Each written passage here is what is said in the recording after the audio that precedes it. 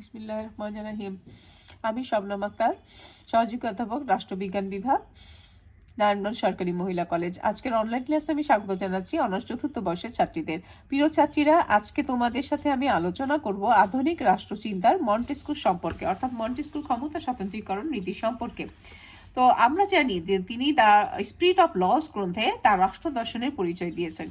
এক্ষেত্রে আমরা দেখি যে তিনি আইন স্বাধীনতা সম্পর্কে লিখেছেন, ক্ষমতার স্বতন্ত্রীকরণ নীতি নিয়ে লিখেছেন, নিয়ন্ত্রণ ও ভারসাম্য সম্পর্কে তিনি লিখেছেন।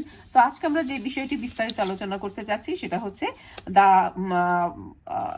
সেপারেশন অফ পাওয়ার, অর্থাৎ ক্ষমতা স্বতন্ত্রীকরণ নীতি। তাহলে ক্ষমতা স্বতন্ত্রীকরণ নীতি বলতে তিনি কি বুঝিয়েছেন? স্বতন্ত্রী ক্ষমতা এবং স্বতন্ত্রীকরণ, অর্থাৎ সেপারেশন অফ পাওয়ার। পাওয়ার বিষয়টা আমরা আলোচনা করছি। পাওয়ার বলতে আমরা কি বুঝি? ক্ষমতা, শক্তি, অনেক কিছু বোঝায়, কিন্তু এই পাওয়ার বলতে আমরা বুঝি যে একটা পদে যদি মানুষ আসীন থাকে এবং সেই ক্ষমতাটা সে যদি অপ্রতিহত ক্ষমতা পায়, বিশাল একটা ক্ষমতা পায়, তাহলে কি হবে? তার ভিতরে একটা ক্ষমতার যে অপব্যবহার করার প্রবণতা সেটা খুব বেশি বৃদ্ধি পেতে পারে। এটা হচ্ছে একটা মানবিক দিক, অর্থাৎ মানব গোষ্ঠীর এই দিকটিকে তিনি হাইলাইট করে এই নীতিটা তিনি করেছেন যে ক্ষমতা স্বতন্ত্রীকরণ নীতির বিষয়টাকে তিনি বাস্তবিকভাবে কোনভাবে ক্ষমতা স্বতন্ত্রীকরণ করলে, ক্ষমতা পৃথকীকরণ করলে আমাদের প্রশাসন যেমন কি হবে, উপকৃত হবে, ঠিক তেমনি আমাদের ক্ষমতার অপব্যবহার রোধ হবে এবং জনগণ লাভবান হবে। তো আমরা দেখছি যে সরকার, আমরা জানি যে সরকারের কয়টি বিভাগ রয়েছে? 3টি বিভাগ রয়েছে। এটার কি? আইন বিভাগ, শাসন বিভাগ এবং বিচার বিভাগ। তিনি যেটা বলতে চেয়েছেন যে আইন, শাসন এবং বিচার বিভাগ এগুলো যদি ক্ষেত্রে স্বতন্ত্রভাবে তাদের ক্ষমতাগুলো ভোগ করে স্বাধীনভাবে, এবং কেউ যদি অপর বিভাগের উপরে অহেতুক হস্তক্ষেপ না করে, অর্থাৎ যার যার ক্ষমতা সে ভাগ করে দেওয়া থাকবে, সেপারেট করা থাকবে তাদের পাওয়ার, এবং যার যার ক্ষেত্রে সে তার ক্ষমতাটা ভোগ করবে। তো আমরা দেখতে পাচ্ছি যে মন্টেস্কু তার দ্য স্পিরিট অফ লোনসে ক্ষমতা স্বতন্ত্রীকরণ সম্পর্কে আলোচনায় বলেন যে যখন একই ব্যক্তিবর্গ বা শাসকবর্গের হাতে আইন প্রণয়ন এবং শাসন ক্ষমতা ন্যস্ত করা হয় তখন স্বাধীনতা থাকতে পারে না। আবার আইন বিভাগ এবং শাসন বিভাগ যদি বিচার বিভাগ থেকে স্বতন্ত্র না হয় তাহলেও স্বাধীনতা রক্ষিত হয় না। অর্থাৎ সবাই যদি আলাদা আলাদা ভাবে যদি তাদের শাসন ক্ষমতাটা স্বাধীনভাবে যদি পালন না করে, অর্থাৎ ক্ষমতা যদি স্বতন্ত্র করে না দেওয়া হয়, তাহলে কেউই স্বাধীনভাবে তাদের দায়িত্বগুলো পালন করতে পারে না। অর্থাৎ তিনি কি বলেছেন যে তার ভাষায় তিনি যখন বলেন যে when legislative and executive power are united in the same persons or the governing body, there can be no freedom, nor is there freedom where the power of adjudicate is not separate from legislative power and executive power. অর্থাৎ এর ব্যাখ্যা করতে গিয়ে তিনি বলেছেন ক্ষমতা লব্ধ প্রতিটি ব্যক্তির ঝোঁক থাকে ক্ষমতা অপব্যবহারের দিকে যতক্ষণ পর্যন্ত তার কর্তৃত্বকে সীমিত করে না দেওয়া হয়। তাই শাসন ক্ষমতা সরকারের 3টি বিভাগের মধ্যে এমনভাবে বন্টন করে দিতে হবে যাতে কোনো বিভাগই সীমাহীন ক্ষমতা বা কর্তৃত্বের অধিকারী হতে না পারে। তার ফলে অর্থাৎ কি হবে যে কোনো ব্যক্তি বা ব্যক্তিবর্গের হাতে একচেটিয়া ক্ষমতা থাকলে সে যদি তার ভিতরে কি থাকতে পারে? সে স্বৈরাচারী হয়ে যেতে পারে। তিনি মনে করেন যে এই সীমাহীন ক্ষমতা যদি কন্ট্রোল করা না হয় তাহলে কোনো ব্যক্তি বা ব্যক্তিবর্গ কি হতে পারে? স্বৈরাচারী হয়ে উঠতে পারে, তার ভিতরে সেই প্রবণতা দেখা দিতে পারে। ফলে ব্যক্তি স্বাধীনতা ক্ষুণ্ণ হবে, অর্থাৎ কেউই স্বাধীন মতো তার দায়িত্ব পালন করতে পারবে না। তিনি ক্ষমতা স্বতন্ত্রীকরণের ব্যক্তির স্বাধীনতার অর্থাৎ এই ক্ষমতা স্বতন্ত্রীকরণকে তিনি কি বলেছেন যে ব্যক্তি স্বাধীনতার জন্য তিনি অপরিহার্য বলে ঘোষণা করেন। কাজেই ব্যক্তি স্বাধীনতা অক্ষুণ্ণ রাখার স্বার্থেই সরকারের ক্ষমতা স্বতন্ত্রীকরণ প্রয়োজন। তো আমরা এই উল্লেখযোগ্য দিকগুলো নিয়ে আজকে আলোচনা করি।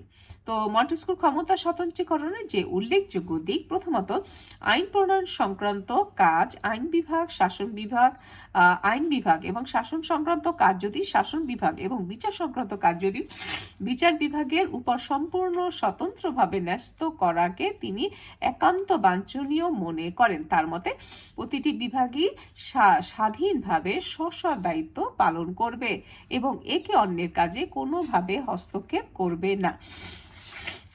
দ্বিতীয়ত, তিনি এর মাধ্যমে সরকারের বিভিন্ন ক্ষমতার মধ্যে একটি পারস্পরিক সম্পর্কের সূচনা করতে চেয়েছেন, যাতে সরকারের এক বিভাগ অন্যটি দ্বারা সীমিত ও নিয়ন্ত্রিত হয়। তৃতীয়ত, সরকারের সব ক্ষমতা এক জায়গায় কেন্দ্রীভূত হলে স্বৈরাচারী শাসনের সূচনা করতে পারে বলে তিনি মনে করেছেন। তার মতে স্বৈর শাসনে ব্যক্তি স্বাধীনতা ক্ষুণ্ণ হয়, তাই সরকারের ক্ষমতা স্বতন্ত্রীকরণের মাধ্যমেই ব্যক্তি স্বাধীনতা রক্ষা করা সম্ভব। অর্থাৎ এক ব্যক্তির হাতে যদি অপরিহিত ক্ষমতা থাকে তাহলে কি হবে, অন্যের ব্যক্তি স্বাধীনতা নষ্ট হবে, বা সে তার ভিতরে ব্যক্তি স্বাধীনতা যখন নষ্ট হবে, ঠিক তেমনি যে অনেক ক্ষমতা পাচ্ছে তার ভিতরে স্বৈরাচারী হওয়ার একটা প্রবণতা তৈরি হবে। সুতরাং স্বৈরাচারী শাসকের উপস্থিতি আমাদের কখনোই কাম্য না। গণতান্ত্রিক হোক বা রাজতান্ত্রিক হোক, সমাজতান্ত্রিক হোক, যে কোনো ব্যবস্থাপনাই হোক না কেন, আমরা স্বৈর শাসন কামনা করি না।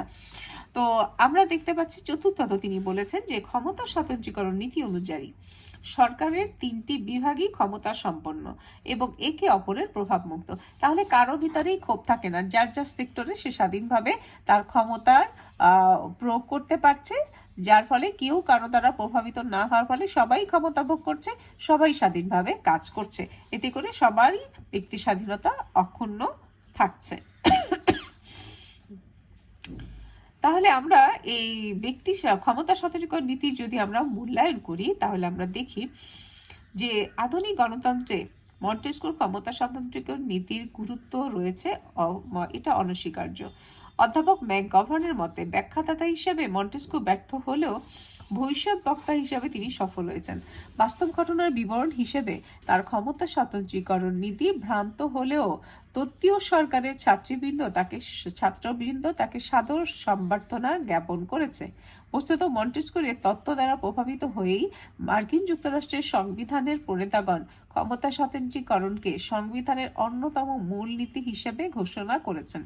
তাছাড়া আমরা দেখি যে ফরাসি বিপ্লবের পরেও বিপ্লবের কর্ণধারগণ মানবিক মৌলিক অধিকারের ঘোষণাপত্র প্রকাশ করার ক্ষেত্রে মন্টেস্কুর এই নীতির উপরে যথেষ্ট গুরুত্ব আরোপ করেন।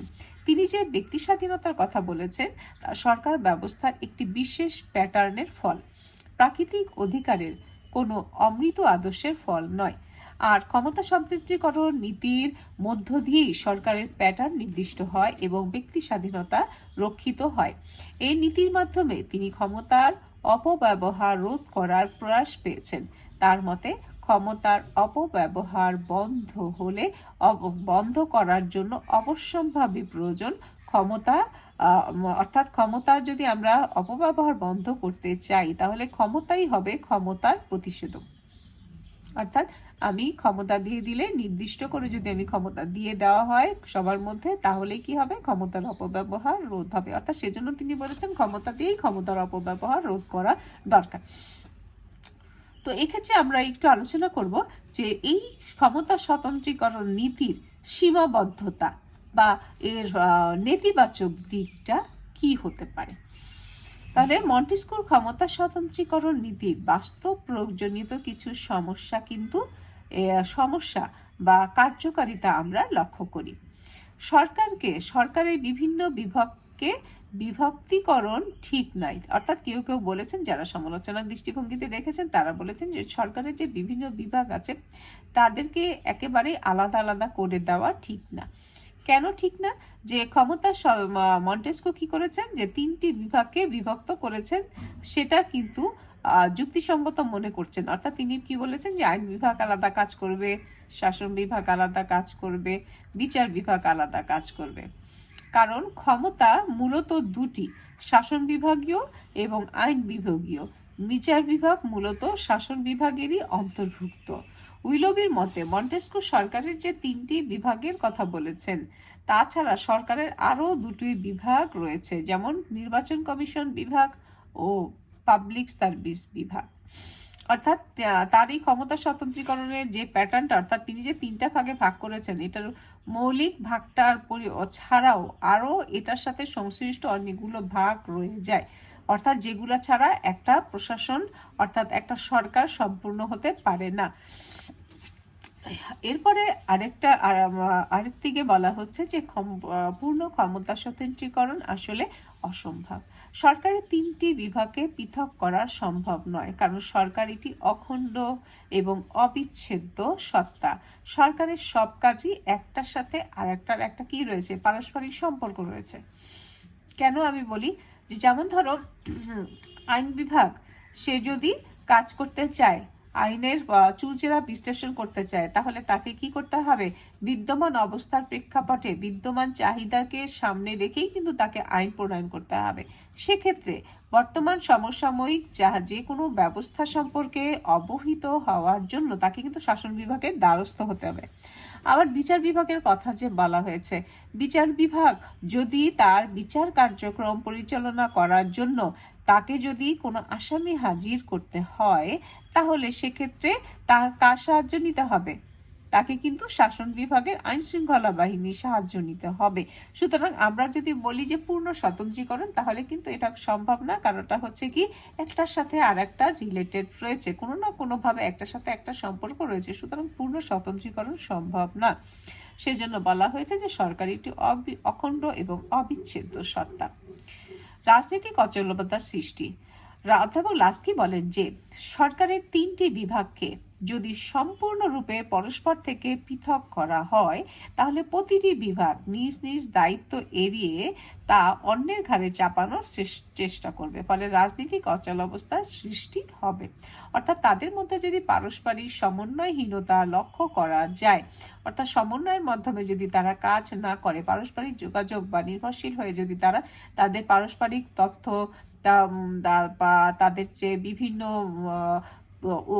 যেমন পরিসংখ্যান, এগুলো নিয়ে যদি তারা পরস্পরের সাথে আলোচনা না করে, যে কোনো সিদ্ধান্ত হঠাৎ করে একটা আইন বিভাগ একটা সিদ্ধান্ত নিল, শাসন বিভাগ একটা সিদ্ধান্ত নিল, সেটা যদি কি হয়, পরস্পরের মধ্যে যদি এই যোগাযোগটা না থাকে, তাহলে দেখা যাচ্ছে আইন বিভাগ যে একটা সিদ্ধান্ত নিচ্ছে সেটা হয়তো শাসন বিভাগের ঠিক বিপরীত হয়ে যাচ্ছে, বা শাসন বিভাগ যে সিদ্ধান্ত নিচ্ছে সেটা হয়তো আইন বিভাগের সাথে সাংঘর্ষিক হচ্ছে। তাহলে এই যে পারস্পরিক যে সমন্বয়হীনতা, সম্পূর্ণ আলাদা হয়ে যাওয়া, এটা একটা শাসন কার্যক্রমের মধ্যে একটা গতিহীনতা আনতে পারে, একটা বিশৃঙ্খলাও তৈরি করতে পারে। এরপরে আমরা দেখছি যে 3টি বিভাগের ক্ষমতা সমান নয়। মন্টেস্কুর মতে সরকারের 3টি বিভাগই সমান ক্ষমতা সম্পন্ন, কিন্তু বাস্তবে কি আসলে আমরা তাই দেখি? বাস্তবে সবচেয়ে কার ক্ষমতা, কোন বিভাগের ক্ষমতা বেশি থাকে বলো তো তোমরা? সেটা হচ্ছে শাসন বিভাগের ক্ষমতা। অর্থাৎ যদিও তত্ত্বগতভাবে, যেমন আমরা লকের কথা এর আগে বলেছি যে লক গণতন্ত্রের জনক হিসাবে তিনি আইন বিভাগকে সর্বোচ্চ অগ্রাধিকার দিয়েছেন এবং তিনি সংসদীয় ব্যবস্থাকে সর্বোচ্চ অগ্রাধিকার দিয়েছেন, কিন্তু আমরা আমরা দেখি যে আইন বিভাগ যদিও তত্ত্বগতভাবে অনেক ক্ষমতা ভোগ করার কথা, কিন্তু কার্যত বাস্তবতার প্রেক্ষাপটে শাসন বিভাগই কিন্তু অনেক বেশি ক্ষমতার অধিকারী হয়। সেটা বাস্তবতার কারণেই হয়ে যাচ্ছে, সেটা আমি চাইলেও কিন্তু আমি রোধ করতে পারবো না। তাহলে আমরা দেখতে পাচ্ছি যে আধুনিক সংসদীয় সরকার ব্যবস্থা আইন বিভাগের ক্ষমতা অন্য 2টি তুলনায় যদিও বলা হয় বেশি, কিন্তু বাস্তবে কিন্তু আসলে তা না। কার্যক্ষমতা হ্রাস পায়। ক্ষমতা স্বতন্ত্রীকরণ নীতির কঠোর প্রয়োগ সরকারের বিভাগগুলির মধ্যে বিচ্ছিন্নতা সৃষ্টি করে, ফলে এদের মনোভাব ক্ষুণ্ণ হয় এবং সরকারের কার্যক্ষমতা হ্রাস পায়, যেটা আমরা আগেই বলেছি যে সমন্বয়হীনতার সৃষ্টি হয় এবং যার ফলে একটা প্রশাসনিক ব্যবস্থা একটা অচল অবস্থার সৃষ্টি হতে পারে।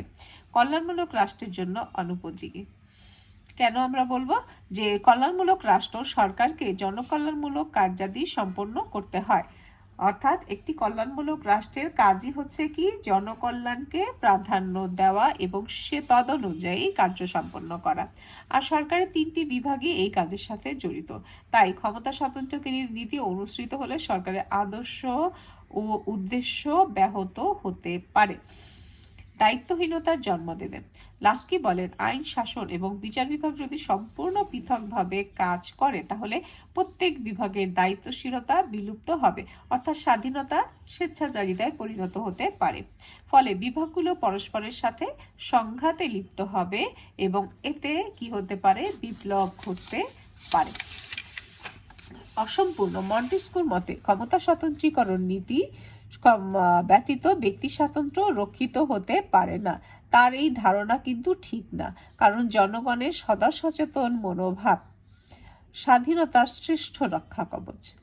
অর্থাৎ জনগণ যদি তাদের গণতান্ত্রিক অধিকার বোধ সম্পর্কে সচেতন হয় তাহলে স্বাধীনতা সবাই কিন্তু কি হতে পারে, ব্যক্তি স্বাধীনতার সবার ব্যক্তি স্বাধীনতা রক্ষা হতে পারে।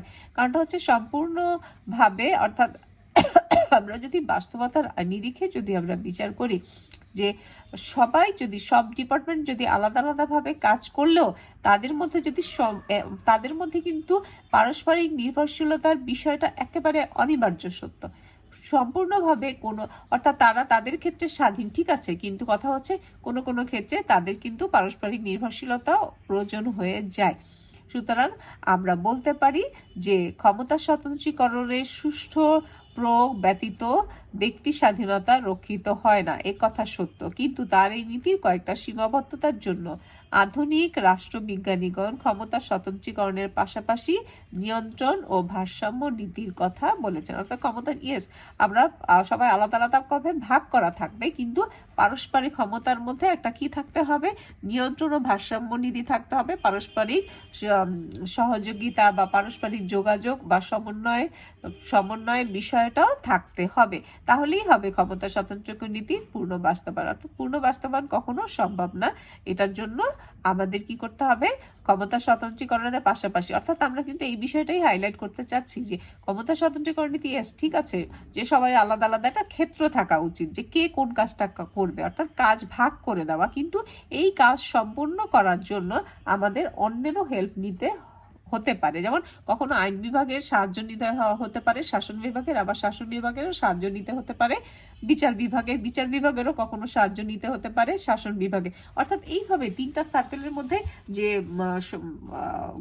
আছে প্রতিষ্ঠানগুলো আছে, এর সাথে সংশ্লিষ্ট যে প্রতিষ্ঠানগুলো আছে সবাইকেই কিন্তু কি করতে হবে, পারস্পরিক সমঝোতা সহযোগিতার ভিত্তিতে কাজ করতে হবে, কারণ আসল লক্ষ্য হচ্ছে জনকল্যাণ সাধন করা। তো সবাইকে ধন্যবাদ। নেক্সট ক্লাসে তোমাদের সাথে আমার আবার দেখা হবে ইনশাল্লাহ। সেই পর্যন্ত তোমরা সবাই সুস্থ থাকো, ভালো থাকো।